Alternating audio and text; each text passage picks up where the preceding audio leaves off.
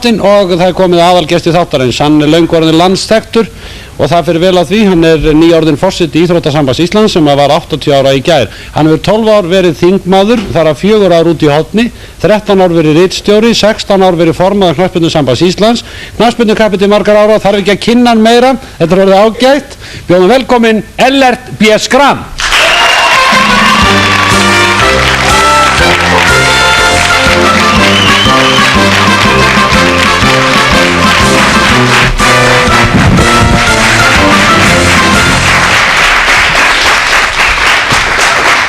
Þú er blessaður og velkomin. Já, blessaður, var blessaður. Og til hamingju með afmælið, 80 ára. Já, ég líti ekki bara vel út. Já, lítur bara vel út. Já. Einhver sérstök svona sem þið ætlaði að gera á þessu afmælis ári í ESI? Íþrótti fyrir alla. Íþrótti fyrir alla? Líka fyrir hópin sem var verið að taka lífi hérna á hann. Já, var það ekki? Var þetta ekki kynnt sem trim? Þetta er trim og leikarar ætla að koma inn í Íþróttasamband. Opna trim samtök fyrir alla þjóðina. Já. Ellert, þú ert þekktur ekki hvað síst fyrir að vera einn harðasti káeringur sem til er. Nú er ég búinn að grafast fyrir það að þú ólst upp í örmum Valsára í Norðurmýrinni. Hvers vegna flúður í káir? Já, ég er nú vísu fæddur í Vesturbænum. En það er rétt að ég ólst upp í nokkur ár á Bollagötunni í Norðurmýrinni sem er nú mitt á milli Vals heimilisins og framheimilisins sem þá var við sjómannaskólan gamla og ég lagði nú leið mína að báða þessa velli þegar ég var strákur. Já, það var nú þannig, Hermann, að þegar ég kom upp á Framvöll að þá heyrði ég þá segja varðið ykkur á stráknum, hann er örfættur og ég rökklaðist eiginlega í burtu því að mér fannst einhvern veginn að það þýddi það að enginn ætti að vera örfættur í þessu félagi og ég var sjálf örfættur. Þessu næst fór ég á Valsvöllin og þá heyrði ég þá að segja varði ykkur á stráknum, hann er skramari. Hlaut að vera mjög slæmt mál. Ég uppgötaði þessar athugasemdir ég var sennilega tilheyra einhverju sérstökum þjóðflokki og fór bara heim aftur. Þá fórst í káir? Vestur í bæ aftur. Eftir að vekja hefur þetta verið heilmikið meðmæli með mér að segja að ég væri örfættur og skramari. Og ég þetta þannig. Þú varst ekki hár í loftinu á þínum yngri árum, varst ekki bara lítill gutti og Seinþroska. Seinþroska, en fyrirferða mikill, bráðskellandi. Var enn að þroskast. Er það ekki? Þegar þú varst lítill, æslabelgur. Jú, það hugsa ég man það ekki mjög svo vel. Nei. Var svo lítill þá. Stjórnaður í systkinahópnum? Þetta var með fjölmennur. Nei, ég hef nú alltaf verið ákala lítið fyrir að stjórna. Já, mjög lítið. Tilbaka meira. Átti erfiðleikum með að stjórna sjálfur mér. Já, við erum meira tilbaka. En hvað ætlaði Ellert B. Schram að verða þegar hann var ungur strákur í? Ég ætlaði að verða stór. Já, utan það að vera stór. Já, ég hugsa að ég hef nú haft bara dagdraum eins og hver annar unglingur.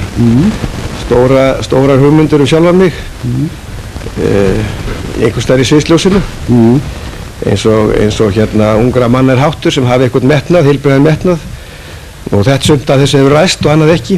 Þú varst lengi í sigursælum flokki káringa og snemma fenginn sko til valin til forystu. Var þetta meðfæddir svona leiðtogahæfileikar eða bara rembingur?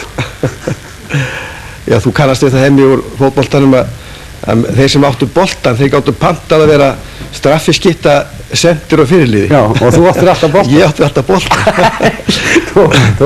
Það er nú einhver leiti skýring og svo líka kannski hitt að einhverju vildu hafa mig.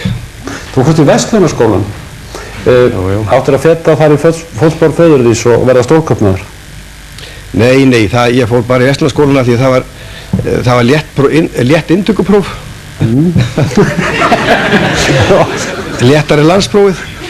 Ég var nefnilega mjög upptekið af því á þessum árum að láta ekki námið tefjað mig frá íþróttunum. Nei. Og það tókst nú þökks í Verslunarskólann því þetta var mjög góður skóli, það var mjög léttur og auðvelt að fara í gegnum. Og þægilegur, notaleg félagslíf. Þau brosaði hérna. En það leikur leiðin í háskólann og þar verður þér ekkert óviðkomandi. Þú fer að skipta þér að málefni nemenda og jafnvel pólitík. Já, ég var skiptið mér af stúdentapólitíkinni og ungliðapólitíkinni sem að svona kom bara til að því að ég hafði áhuga á þjóðmálum og hef svona félagslindur maður eðlisfæri. Átti þá að fara að breyta Áttu þá að fara að breyta öllu og Heiminum meinarðu? Já, í öllum heiminum bara. Já, maður hafði nú eiginlega hugmyndur það hvernig að heimurinn ætti að líta út og var svona mátulega vitlaust til að halda að maður kæmist upp með það að breyta einhverju og ég var nú haldinn þessu nokkuð lengi og meðal annars alla götur þangað til ég var á þingi. Það er ekki fyrir löngu eftir ég hætti að hafa afskipta þjóðmálum sem að ég uppgötaði hvað þetta var allt til lítið skaks. Skipta einhver. Jú, allt skiptir það máli. En víkjum aðeins á fótboltanum Ellert. Það léstu mjög að þér kveða og þetta var mjög sigursæll tími hjá ykkur káringu þegar þú varst þarna. Sumir segja að KR sé í dag svona rykfalli stórveldi sem var svona meira garðyrkjufélag. Fallega lóðir og fáa byggara. Já. Hvað segir það? Það var ekki verið efna til aftöku hérna á það. Ég held að ég þurfi nú ekki að hafa neina minnumáttakend gagnvart eða fyrir hönd gamla góða KR. Þetta er nú stórt og mikið íþróttafélag sem stendur fullkomlega undir því að vera eitt fjölmennasta og sterkasta íþróttafélag í landinu, þó að þeir hafa nú ekki unnið Íslandsmótið bikarkeppni í knattspyrnu í nokkur ár, þá getur við nú KR-ingar alveg beðið ennþá. Þeir eru búin að bíða, félagið er búin að vera 90 ára gamalt og við getum alveg beðið svo sem 90 ár þess vegna. En það er mikill baráttu andi í félaginu og ég held nú að ég geti sagt í því sambandi sögu Hermann sem mér finnst vera að mörgum góðum knattspyrnusögum eins og allra besta og ég held að hún sé sönn þegar hún er hermd upp á KR. Það mun hafi verið 1956 sem að rússneska liðis Lokomotiv kom hingað til landsins og lék þar á meðal á móti KR á gamla Melavellinum og þeir rússarnir voru nú aðeins sterkari og skoruðu svona mark og þegar að 3 mínútur voru eftir að leiknum þá skoruðu þeir 13. markið þannig að leikar stóðu þá 13-2 fyrir Lokomotiv og þá heyrðist hérna miðframvörðurinn hjá KR-ingunum segja þegar leiðan hirti knöttur úr markinu andskotin hafi það ég er nú ekki hjátrúarfullur en þetta 13. mark það veit sennilega og við töpum leiknum þannig að þarna sér þau bara áttu andan það er ekki verið að gefast upp. Ef þú lítur tilbaka Ellert yfir langan feril, hvaða leikur er þinn minnisstæðastur? Er þetta að tala svoleiðis? Nei, ég held ekki. Ég held að sé engin leikur sem sé sérstaklega minnisstæður. Það eru mörg atvik og einstaklingar sem eru minnisstæður fótboltanum. Og þetta voru mjög ljúfir dagar, bæði keppnisferðir og leikir og allt í kringum þetta æfingar, ekki síður æfingar. Það var jafn mikið kappleikur að mæta æfinga eins og að mæta í úrslitaleik í Íslandsmótinu, minnst í mínu félagi. Þú varst allir mjög minnistæður mörgum á leikvelli og nú er aðtúa hvort þú ert minnistæður vinnuðinum og vandamönnum. Við skulum sjá hvað þeir hafa það að segja. Haltu þið fast, gjör svo vel. Skaphundur. Og var allar tíð, Skaphundur með stórt hjarta. Hvernig sætt hann sig við það að vera annar í röðunni í systkina? Mjög illa. Þú verður að ég var alltaf stærri en hann, svona fram yfir fermingu. Svo ég gæti að tukta það til og við slóumst alveg heiltarlega alltaf í æsku. Og hvort hafði betur? Ég alltaf. Ég hafði hann undir. Og það faldi hann ekki, hann faldi aldrei að tapa. Við kusum hann þessir ungu einmitt til þess að ráðast á flokkseigandafélagið, ráðast á allt þetta sem fyrir var, breyta heiminum, breyta flokknum, breyta skipulaginu og Ellert var einn af þeim sem að leitaði ekki að dyrunum, hann bara gekk á vegginn og í gegnum vegginn hvenær sem var. Ég þekkti hann nú ekkert mikið á þeim árum en hann var svona hættulegu leikmaður sérstaklega með skallan. Ég man nú satt sig aldrei hann hafi skorað hjá mér. En hann var alveg sérstaklega indæll drengurinn og vildi öllum gott gera. Þannig að það var auðvelt að tróða honum í KR? Já, þurfti ekki að tróða hann við. Nei. Hvernig hefur gengið að búa með hann? Mjög gott, hann er svo lítið heima. Þetta er afbragðs hjónaband. Ef hann er á landinu þá er hann í vinnu og ef hann er ekki í vinnu þá er hann í félagsmálum. Nú og svo kemur hann heim svona hann kemur þetta heim til að sjá börni núna. Og það er yfirleitt kringum fréttatímana, svo hann getur líka tekið fréttirnar. Hann hafði mjög góða skipulagshæfileika og útsjónarsamur með spilið, gefið í eyður, hann var teknískur og svo má ekki gleyma skallanum, hann var alveg frábær skallamöður. Og það var eitt hann var alltaf að teka upp barnina mömmu. Já, hann þurfti aldrei að fara til búðu að passa hinn systkinin eða að fara í sendiferðin eða Eddi var alltaf að fara á fótboltaæfingu. frá því að mann eftir og þá var hann með töskun undir höndinni og mamma þú á þessa gallans. Þegar hann var stjórnmálamaður þá sagðu allir, hvað ætlar fótboltamaður að fara í stjórnmál? Það getur ekki gengið vel. Þegar hann var ritstjóri þá sagði mann, ætlar hann Ellert Schram að fara að skrifa? Nei, það getur ekki gengið. En nú skrifar hann þannig, eins og allir vita, að hann talinn vera, já, mesti og besti bedside rithöfundur þjóðarinnar. Er hann rómantískur? Já, hann svona ástfanginn af ástinni. Nefndum við dæmi það. Og hvað að vera rómantískur? Það getur verið í alls konar. Ég finnst mjög rómantískt að líka upp í sófa með bara pokkotn og horfa heima Gunn. Hann tilfinningamæður og hann mjög impulsív en múnat þorð. Hann bregst við svona snögt að því hann mikla réttlætiskend en hann ekki þessi stóri pólitíski hugsuður eða þannig að sjá yfir vígvöllin. Hann myndist aldrei á að fá að fara á æfingu eða sjá þennan stað sem hétt Valsstaðurinn. Aldrei. Heldur bara að pabbi getur ekki keyrt mig á æfingu vesturdyr. Ég held til dæmis að Reykvíkingar, ég kalli nú ekki Reykvíking þó ég búi hérna í Reykjavík, þá held ég að þeir hafi gert alveg ógurlega skissur við höfnuðum sem borgarstjóra. Ég held að þeir hafi fengið alveg örugglega besta borgarstjóra sem þeir áttu völ á. Þegar kom í ljós á sínum tíma að hann varð ekki ráðherra í fyrstu tilraun og þá snýra sig bara öðru. Var ritstjóri hafði miklu meiri áhrif sjálfsagt sem leiðara höfundur dagblaðsins heldur en sérhver ráðherra í landinu. Hann óbáslega óþolinmóður og þolir ekki að tapa og það alveg sem í hverju það er. Það eina sem að má kannski setja út á Ellert, það er það að þegar hann í ham leiksins að þá spýtir hann svo mikið að það er hálfgerð rigning alltaf á vellinum. Það nokkra galla? Já, ég hef ekki orðið var við það, nei. Ég spurði á konunni bara það. Tekur þú þátt í öllum þessum áhugamálum íþróttu? Mér finnst hann alltaf voða skemmtilegur nema á laugardatum eftir hádegi og sunnudum eftir hádegi. Svaraði ekki spurningunni?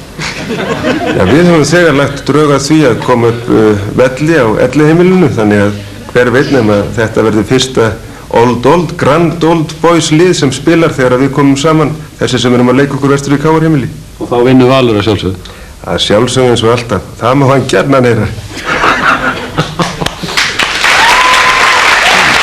Ægælega.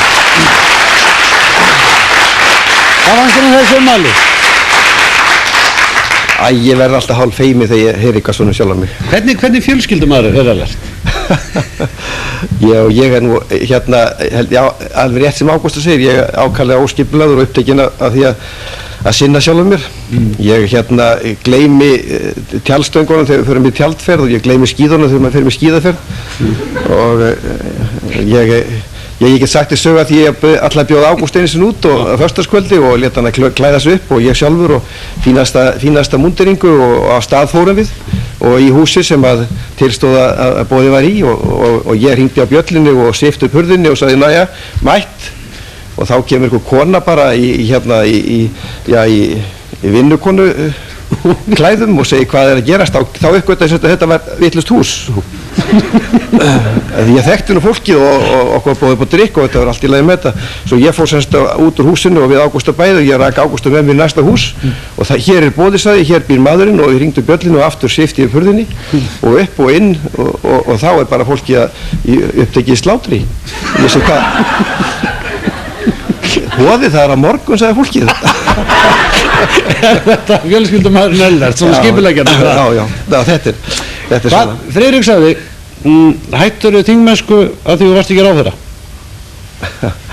Já, kannski einhver leyti já, sko, það er nú kannski ekki sanngjarnt að nefna það sérstaklega sem að ráðherra. Ég var búinn að vera lengi á þingi, ég var orðinn óþolinmóður eftir að fá meiri áhrif í pólitíkinni. Ég var komin á miðjan aldur. Eins og þú sérð og vildi fara að taka ákvörðun það hvar ég ætlaði að hasla með völl og ef ég þurfti að vera lengi í biðröðinni eða varamannabekknum í pólitíkin eða í flokknum að þá kaus ég frekar að fara annað og það var niðurstaðan. Sem víðlesinn penni að þá hefur að sjálfsögðu mikil áhrif í þjóðfélaginu en væru þessi áhrif ekki meiri inn á þingi?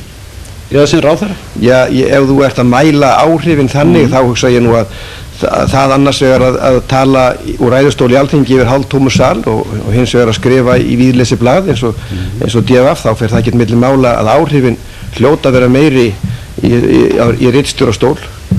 Ég náttúrulega að skrifa pólitík og hafa áhrif á pólitík og þjóðmáli með skrifum mínum í DFF og ég tel sem sagt að ég sé líka svona betur fullaður að þessu leyti. Ég frjálsari, pólitískt og andlega og efnahagslega.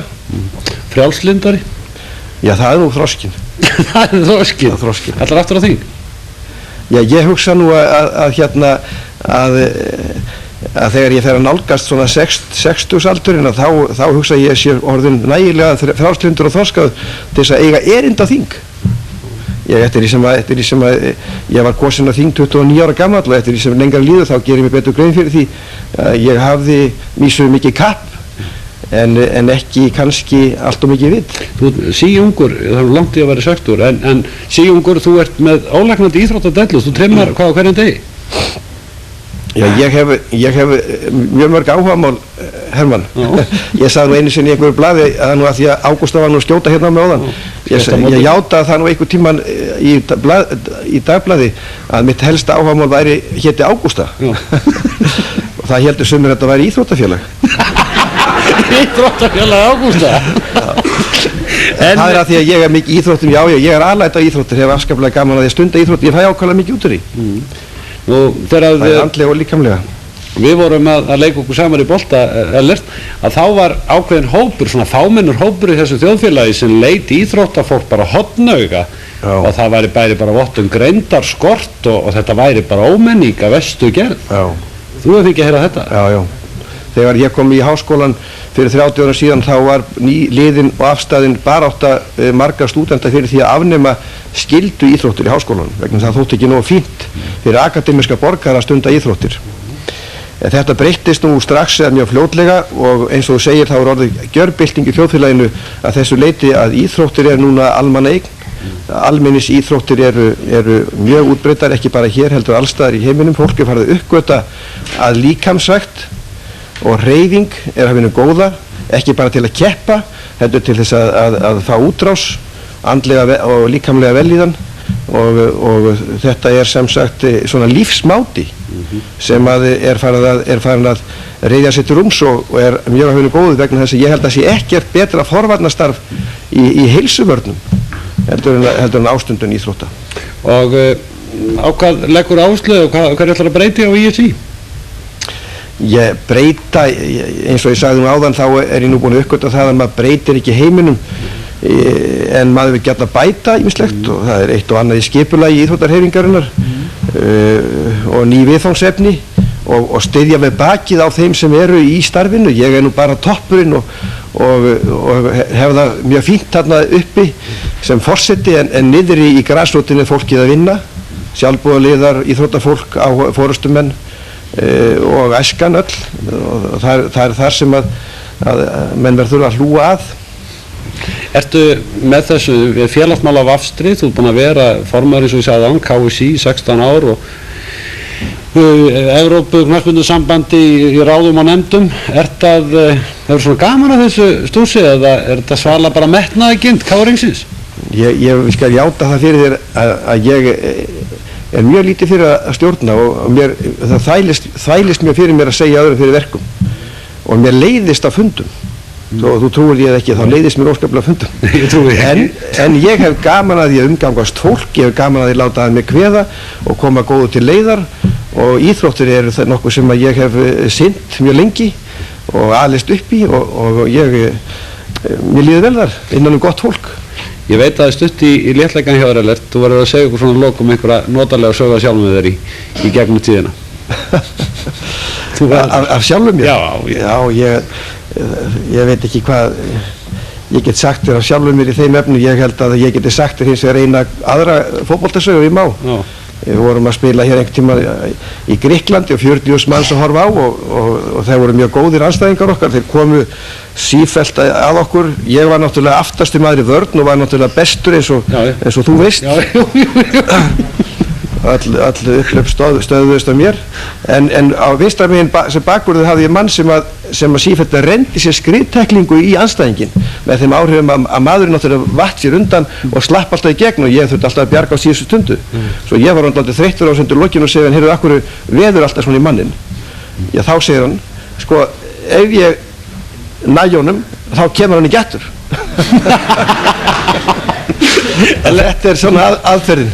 Ja, við getum verið mjög lengi og bara verið á þessum léttunótum, en ég þakka þér kærlega fyrir komuna. Ég vona að þú haldir áfram að trimma og dragi sem flesta landsmenn. Þið eru 100 manns í ESI, er það ekki? Jó, minnstakosti. Já. Verða núna 250 þegar við erum búin að stofna trimsamtök. Og blessa að skrifa svo bara sem lengst fyrir okkur, hugveikjurnar. Ellert Schram, takk fyrir.